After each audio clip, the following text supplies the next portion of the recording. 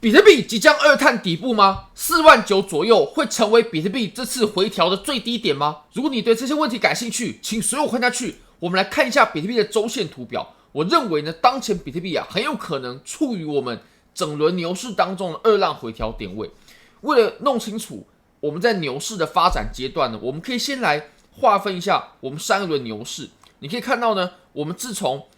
底部出现过后呢，我们走了5浪的牛市上涨。那我们的小牛呢，是我们的第一浪。我们二浪回调非常非常的艰辛哦。你可以看到我们二浪回调呢，几乎快回到一浪的原点了。但是波浪理论有规定，二浪是不能回一浪的原点的。但是我们中间呢，其实经历的大多数时间都在震荡。我们中间可震荡了500多天哦。当然了，我们在二浪的低点呢，这个位置它做轻杠杆的动作，也就是你没办法把小牛你所开的杠杆呢，一路拿到我们在三浪所打出来的这段行情。那三浪呢，在波浪理论的定义当中，它通常会是走得最长、最久、涨得最顺、最快、回调最小、最好把握的一浪。那我们4浪回调过后，然后我们再走5浪，然后终结。那我们也都知道在波浪理论当中呢，二浪如果走得比较复杂，那么4浪呢就会很简单。你可以看到我们4浪的结构呢其实是很简单的，因为它就是一个锯齿形的这种锯齿浪的下底嘛。但二浪的话就复杂很多了。那我认为我们当前的牛市呢，也很有可能是处于这样的状态当中的，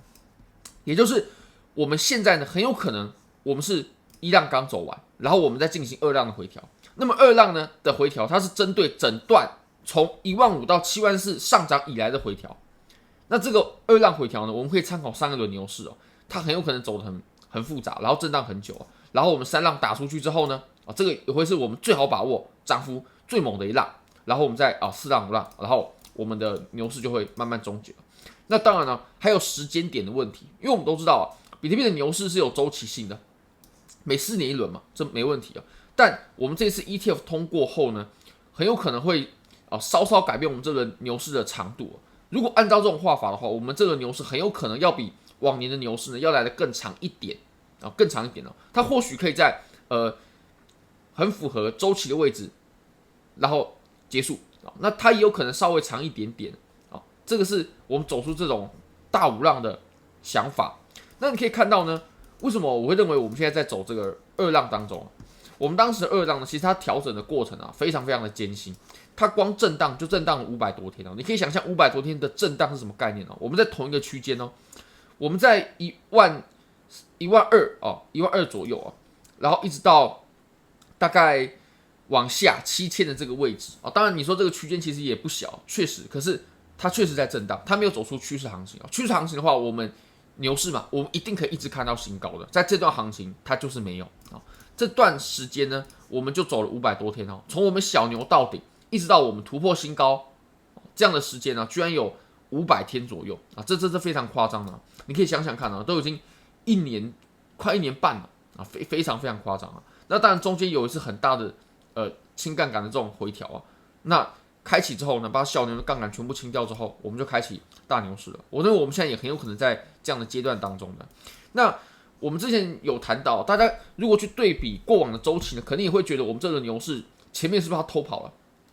那有没有可能呢？是我们这轮牛市它其实中间要夹一段很长的震荡区这段震荡区呢，会让我们误以为领先的牛市呢，然后回到原本的周期当中，很有可能是这个样子的。那尤其你又可以看到我们当前呢，你可以看到当前我们所走的状况我们走出了一个喇叭形的开口在这个位置形态的边界，我认为还是非常有效果的。你可以看到，当我们突破这个下降趋势线的时候，或形态边界的时候，我认为我们下一波趋势它就肯定会开始就像我们当时在这个位置所看到的，你可以发现呢，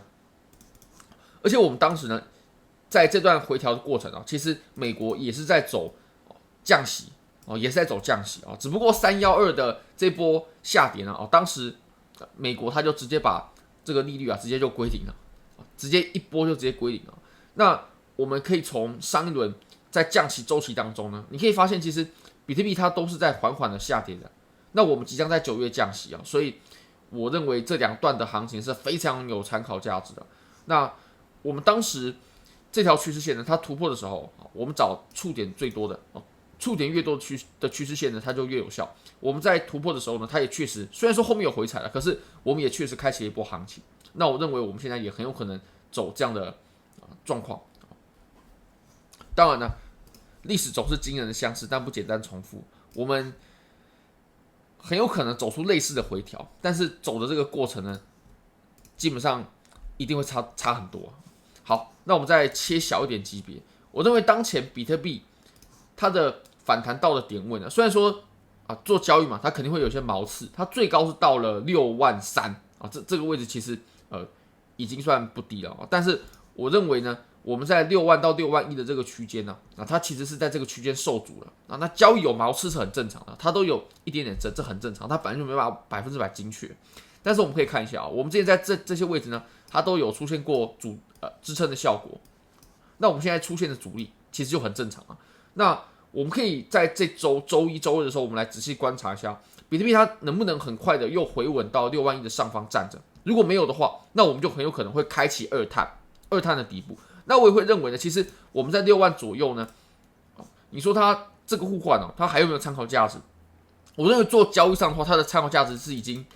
不高了，因为就以开仓的位置，这个点位的参考性已经不高了，因为我们已经来来回回呢穿插了那么多次如果说我们把这个位置它作为一个价格它很难回去或很难下来的地方的话，我认为是不稳妥的。但至少6万1左右，它还是可以为我们作为一个行情强弱的分界线这样还是没有问题的。那我们可以仔细观察一下，接下来在回调的过程呢它有没有重新回到站稳在6万的上方然后我们在下跌的过程呢，量能有没有加大那从小级别来看的话，这个位置它是尤其关键的大概在57500左右这个位置如果说被下破的话，那我们就一定会进行二探。我们上一支影片我们有谈到，当前的走势呢是处于震荡偏空的走势当中。那其实震荡的做法呢，跟趋势的做法是完全不一样的。趋势的话，我们是要等待突破阻力的时候，可以我们去加仓，我们去开仓做多。那当然，以多头趋势是这么做。那如果说是震荡行情，其实就相反过来，我们到了阻力呢，我们应该优先考虑的是做空，找一个好的点位去做空。那遇到支撑的时候，应该考虑去做多。那我们在当前震荡偏空的行情过程当中呢，其实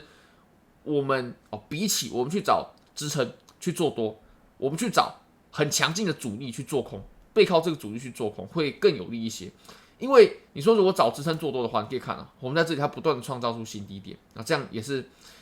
会让我们感觉到很不舒服。但是如果我们在震荡偏空的走势当中呢，然后我们又去做这种震荡但是又只操作这种空头的单子的话，那我相信会顺畅很多的。那如果你对这些交易机会感兴趣的话，非常欢迎你可以点击影片下方的 Bybit 链接，现在只要 KYC 入金$100就送你$500的仓位。你只要点击下方的链接，你就会来到这个界面，它下方呢都会有告诉你要怎么领取空头的步骤。你只要注册 KYC 等等的，你就可以领取比特币、以太坊、Solana 等等你自由选择的仓位$500。那如果你赚钱了，你可以直接把你赚到的钱呢给完全提走，没有问题了。好，那我们最后呢，我们再来观察一下一些传统的图表，尤其是我们要确认49000附近它会不会形成我们这次回调的最底部呢？我们先给结论非常有机会，非常有可能或者说这个底部呢不会离这里差距到太夸张但不代表49000以下它就是不能去了。好，那我们来看我们从比特币的日线呢，我们来开200 EMA。那200 EMA 呢这个观念其实是从股市过来的，因为均线它是一个很客观的指标。当我们在均线之上的时候就代表说至少与均线我们可以大约的这样表示200天嘛当然 EMA exponential 嘛，它跟价格的这个关系呢会更为紧密一点那么当我们价格在线之上的时候，就代表说它可以大约的代表这个200天这些交易者呢，他获取比特币的平均价格。那当我们现在的价格是高于大家获取的平均价格的，那么大家就会更有信心去买，然后也没有太多的理由去卖所以我们就可以知道这样是多头。好，那我们来看一下其实我们在这个牛市当中，我们只有很少的次数，我们有稍微跌破这个200 EMA。我每次碰到200 EMA 下方的时候呢，就代表我们离底部其实非常非常接近。我们现在大约在55000左右的位置，还有你可以看到我们在这一波的回调过程当中，然后还有我们在25000的回调，我们都有看到这种状况。还有我们当时在19000所以我们可以从这个均线的大约的判断，其实我们现在离底部呢不会差距到太夸张的远。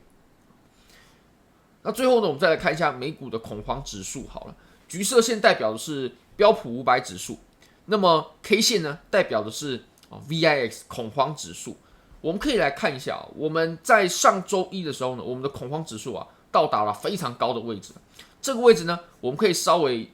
用一条线来标示一下。其实我们在过往的这10多年当中呢，我们也没有很多次来碰到这样的高点。你可以看到呢，我们最远的一次距离我们现在最远的一次，大约是在2009年的时候。当时美国在2008年爆发了次贷风暴危机，那当时我们就创出了 VIX 的恐慌指数的高点。不过大家可以仔细观察一下，我们当时创出 VIX 恐慌指数的高点的时候呢，其实我们离低点它还是有一段距离的，就是恐慌最高的时候呢，不代表说我们当时就要见到低点了。这个是我们从2008年可以学到的事情，因为当时是爆发了一系列的金融危机嘛，那它发酵也需要时间结束也需要时间。那我们再看到我们上一次呢，就是2020年的新冠疫情当时在2020年的3月呢，恐慌指数也是来到了新高。我还记得当时是在美国就慢慢发现确诊者了，发现确诊者之后，然后疫情开始变得无法控制，那么就直接恐慌指数就飙上去了，然后股指当时是每天疯狂的波动上下都是几千点很夸张。你可以观察到，我们当时我们给的反应时间比较短所以基本上VIX 到达高点的时候，我们的股指呢也差不多到达这个阶段性的最低点。那我们现在这个 VIX 恐慌指数它又飙涨上去了，我们现在也正处于一波回调过程当中不过我们可以看前面的这种经验它很有可能呢只是代表我们离底部并不远但并不一定代表我们就正是底部。这个是我们可以得知到的消息。那我相信当前的回调呢或许对于已经全仓的已经满仓的人呢或许会感觉到很不舒服但如果说你在这段时间呢，你可以去筹措出多的资金，或者说对于一些可能仓位还不满的人，我认为这一次呢就会是非常非常非常好的最后一次机会了。好，真的很感谢各位，非常欢迎大家可以帮我的影片点赞、订阅、分享、开启小铃铛，就是对我最大的支持，真的非常非常感谢各位，拜拜。